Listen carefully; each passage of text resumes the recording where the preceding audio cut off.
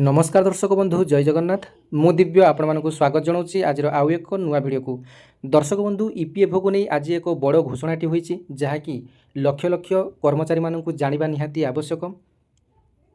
तेबे लक्ष लक्ष ईपीएफओ कर्मचारी मानकर पेंशन को नहीं एक बड़ खबरटी आसी जो माने कि घरोई क्षेत्र में काम करुँच से बड़ अपडेट बर्तमान आपण मैंने कहीपर। तेबे 1000 टंकार 7500 टंका को बढ़ पेंशन केंद्र सरकार बहुत बड़ घोषणा। पे ईपीएफओ कर्मचारी मानकर गोटे मूल दाबी थिला जे सेमानंकर पेंशन टी 1000 टंकार मिनिमम 8000 टंका किंबा 7500 टंका करा जाऊ। तेबे वर्तमान पाई खुशीर खबर सरकारंकर ऐतिहासिक निष्पत्ति 1000 टंकार 7500 टंका को बढ़िया को जाउची पेंशन। तेबे आसंतु कौन रही संपूर्ण खबरटी जानी नेबा। वीडियोटी भल लगे गोटे लाइक करेंगे, अन्य मानक शेयर करेंगे, चैनल टी को सब्सक्राइब करने। तेबे देखंतु पेंशन हाइक सरकारंकर ऐतिहासिक निष्पत्ति ईपीएस 95 पेंशन रे बड़ परिवर्तन एणिकी 1000 नुहे 7500 टंका मिलिबो। सारा देश में लक्ष लक्ष अवसर प्राप्त कर्मचारी मानक पई सरकार एक ऐतिहासिक एवं अत्यंत गुरुत्वपूर्ण घोषणा करिसंती। कर्मचारी पेंशन योजना ईपीएस 95 अंतर्गत सर्वनिम्न पेंशन एवं मासिक 1000 रु 7500 को वृद्धि कर एही परिवर्तन पूर्वर स्वल्प परिमाणर जीवनयापन करुवा पेंशनभोगी मानक पई एक प्रमुख आश्वस्ति। तेबे वर्धित मुद्रास्फीति एवं दैनंदिन आवश्यकता को विचार को नहीं यह पदक्षेप को सामाजिक सुरक्षार एक प्रमुख उन्नति बोली विवेचना करा जाउची। तेबे ईपीएस 95 योजना कौन मध्य जानि नियंतु। कर्मचारी पेंशन योजना ईपीएस 95 1995 आरंभ होता। यार उद्देश्य होची कर्मचारी मानकु सेमानकर सेवा अवधि पर नियमित आर्थिक सहायता प्रदान करिबा।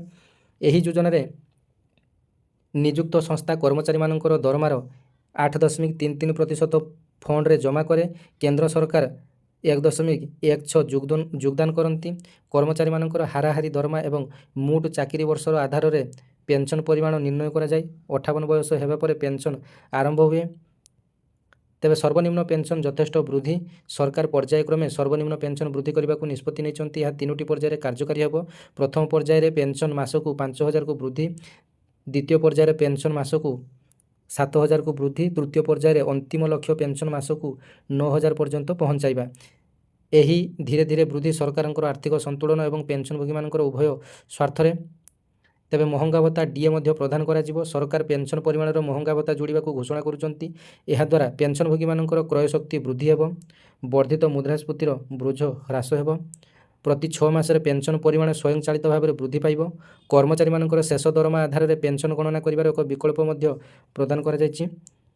परिवारर सुरक्षा व्यवस्था ईपीएस 95 अधीन एक अत्यंत मानविक निष्पत्ति मध्य निया जायछि। जदि पेंशनभोगी मानकर मृत्यु हुए तेबे तांकर 2 पिला 25 वर्ष बयस पर्यंत पेंशन पाइबा जारी रखिबे। तेबे देखंतु एथरे आउ गोटे बड़ अपडेट मध्य आसीछि। जदि ईपीएसओ 95 दिन में पेंशन पाउथवा उपभोगी बा उपभोक्ता मृत्यु घटे तेबे सेमानकर सर्वाधिक 2टी पिलांकु 25 वर्ष हेबा पर्यंत सरकारंकर द्वारा पेंशन प्रदान करा जिवो। तेबे परिवारर आर्थिक सुरक्षा सुनिश्चित करिबारे यह एक गुरुत्वपूर्ण भूमिका ग्रहण करिवो। यह सहित वर्धित संबल ईपीएफओ को आवंटन करा जिवो। पेंशन देयर तदारख को सुदृढ़ करा जिवो। श्रम मंत्रालय और ट्रस्टी बोर्ड यह कार्यकारी करिबारे सक्रिय भूमिका ग्रहण करिवे।